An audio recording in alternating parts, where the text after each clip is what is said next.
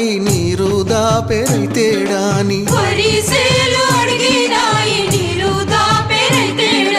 పత్తి సేలు అడిగినాయి నెత్తురు జల్లెరైతేడాని అవి పట్టుకొని ఏడుస్తున్నాయో తుల్లి తుల్లి ఏడుస్తున్నాయో